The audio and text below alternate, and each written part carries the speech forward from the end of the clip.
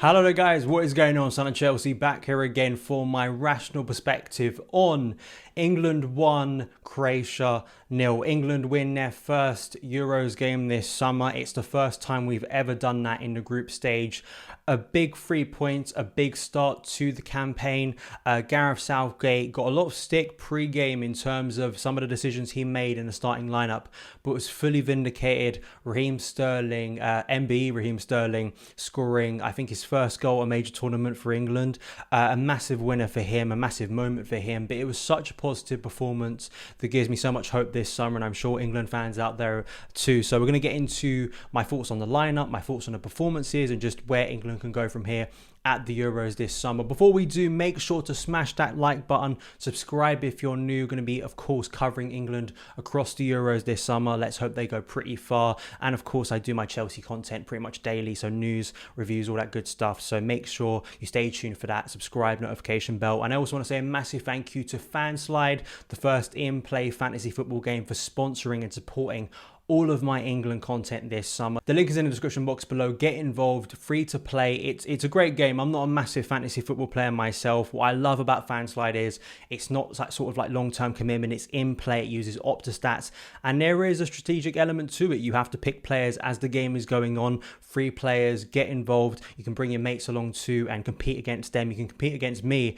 as I play Fanslide this summer, covering all of the Euro games on the app. So get involved, and there are some big prizes to win as well. So thank you, Fanslide, for supporting my content this summer. But let's get into the game, because as there usually is, I mean, covering Chelsea, it's usually the case, you know, lineups come out and people usually lose their heads even if things are going well. And I have to admit, there were some bold decisions by Gareth Southgate, and the team leaked a few hours ahead of time in English media over here. So we sort of had time to digest it. I didn't go too overboard because I wanted to see what would happen in the game, and it worked out for Southgate. But the big calls he made, no Jadon Sancho or Ben Chilwell in the squad. There are always going to be two players left out of the squad in these games, so there's always going to be two players in that situation. But it was amazing to see no recognised left back in the starting 11. In particular, firstly, formation. There's been a lot of debate around what formation Southgate would go for. He pretty much stuck with what he's gone for in previous games, sticking with the 4-2-3-1. But we had Kieran Trippier playing at left back, Kyle Walker playing at right back, and John Stones and Tyrone Mings as the back two. Kalvin Phillips and Declan Rice as the two in midfield, and then a three behind Harry Kane of Phil Foden on the right, Mason Mount and Raheem Sterling. As I say, I was a little bit concerned because giving natural width, having a naturally left-sided player there in Ben Chilwell or Luke Shaw to overlap, and in the first half and at times I think that did restrict England's play. But the thing I stressed in my best England 11 that I uploaded on Friday was I think there needs to be a sense of pragmatism from Southgate and not be swayed of going full out attack, because you don't need to hit peak form yet. What you need to do is just get the job done efficiently, and that's what England done today. I think England were the better side throughout the game. You know, in terms of Croatia's passing and some of their play in midfield was nice to look at, but they never really troubled Jordan Pickford that much. You know, I think England's defence and England's pressing all across the team was so good. I think as a general point, I mean, I've said this before, that Southgate is the one England manager in my life that, for all the criticism, doubts you can have about him at this tournament, he's the one manager I've seen instill something in an England team to make them look like an actual team, to make them look like a team who have an idea of what they're doing on the pitch. More talented squads in the past have failed to look like a proper team. So even if England don't win this tournament, you know, it could go downhill from here. I think that needs to be of credit to Gareth Southgate. And some of the big calls he's made, you know, Raheem Sterling, a player who has not been in form for Manchester City, you know, hasn't been in brilliant form in the Premier League. And in the first half, he made some really good runs. And it was interesting to see how the game sort of played out. You could see very early on that England were finding spaces in behind sort of Croatia's midfield, and sort of that space between defence and midfield that can be so critical for creative players like Mason Mount, like Phil Foden, like Raheem Sterling. At times it felt pretty basic that England could just sort of pump a ball forward, in particular behind the Croatia defence, and usually someone like Sterling would be making those movements. The problem in the first half for Sterling was just that final end product that has been an issue in his career. He's had an incredible few years for Man City, but it's just that part of his game times that does let him down. maybe taking him to the next level, but luckily in the second half he showed how clinical he could be in front of goal. I felt that pressing was there in sort of the second half of the first half. I felt England's pressing definitely deteriorated. I think some of that was conserving energy. It's been a really hot day in the UK, and as I say, I think it's being pragmatic and being reserved, knowing that England still have 2 more games to go and potentially even more beyond that in this tournament, using the squad properly, conserving energy. And I think that's what England did. I think Southgate struck the right balance of having enough creativity on the pitch to be progressive, to be daring at times, but know how to restrict Croatia's biggest talents. I think, Luka Modric got on the ball a lot more in the second half, but once again, Perisic was unable to affect the game that much. I think it was creatively at times you could have a go at some England players, especially the fullbacks. That's a lot what people were focusing on. Kyle Walker and Kieran Trippier offensively didn't do much, but defensively, in particular, Kyle Walker in that second half dealing with Ivan Perisic, I thought was really, really good. I think he was spot on today.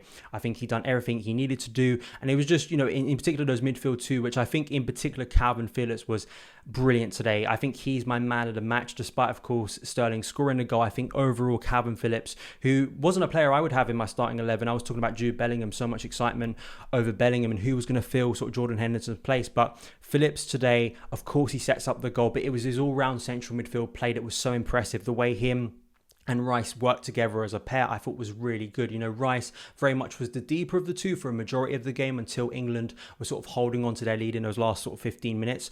But I felt the way Phillips was, I don't know if he's got advice from Foden and Sterling and John Stones in terms of Fernandinho from Man City, of being able to make smart fouls but not pick up a yellow card.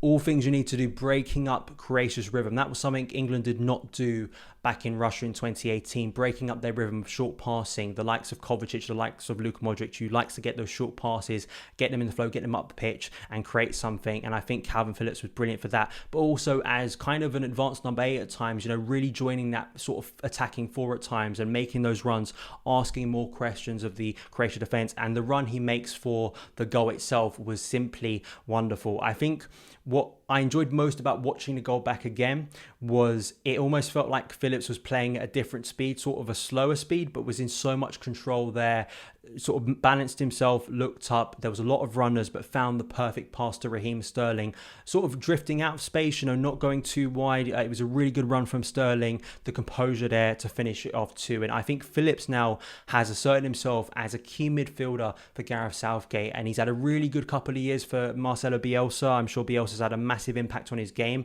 He's been a really exciting player for Leeds, but to see him go to another level for England, I think is really incredible. And he's still a young midfielder too, so he's still got a way to go, along with Declan Rice. I thought Rice did sort of subtle things, things that probably won't be picked up on the highlights, but whether it was a cross into the box, just finding a space to clear it at times, that's sort of old-fashioned, sort of not that pretty defensive midfield play, but that's what makes Declan Rice such an effective player and such a key player in midfield. So I think he deserves credit too. I've got to speak about Mason Mount. Mason Mount was unlucky not to have an assist. I mean, somehow that ball didn't go in from Harry Kane to kill off the game and ease any pressure in the final minutes, but I thought Mason doing the things he does for Chelsea, and it's great to see players who perform well for their club transitioning that over to the international team. Sometimes, especially for England, we've seen a struggle at times with some brilliant players.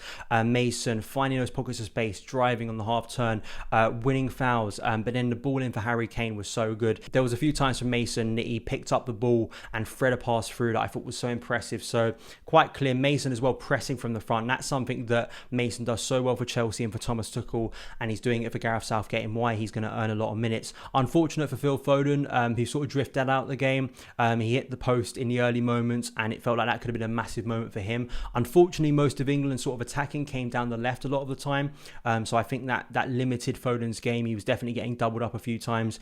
I'm sure he'll have more minutes for Gareth Southgate, but just all round, I mean, I look at the team. I think Tyrone Mings and John Stones both did their jobs brilliantly. In particular Tyrone Mings, because he didn't really impress in the warm-up games, has never played Champions League level football, but I thought Tyrone Mings, again, just being in the right place at the right time, being very experienced, being very knowledgeable. I think him and Stones worked well as a back two, so I wouldn't be too stunned if Southgate sticks with that at least till the third game when Maguire could be brought back in. It's a big 3 points. It moves England forward. It gives them that upward trajectory and momentum. I think there are more levels to go. There are players like Jack Grealish, who didn't feature at all, Jadon Sancho, Ben Chilwell, Luke Shaw, Dominic Calvert-Lewin came on late. You know, we have a big squad this summer, and I think Southgate is absolutely going to utilise that. But I think Southgate, for all the critics and pessimism pre-tournament, I think deserves praise today. Because psychologically, of course, losing to Croatia at the World Cup, you know, even though we beat them in the Nations League, I think it meant a lot for that team to finally get that hoodoo out of not winning our opening game. We were so close to doing it in France in 2016 when Russia scored very late on. Just a smart, intelligent performance from England. It really was. It sets us up so well for the Scotland and Czech Republic game. Let me know your opinions on the game in the comments below. Who was your man of the match? For me, it was Kalvin Phillips. I think he was so good today, but Sterling, a massive moment in his career too. But let me know your thoughts on the review. Get down in the comments, download Fanslide. Thank you for watching, and I'll see you again.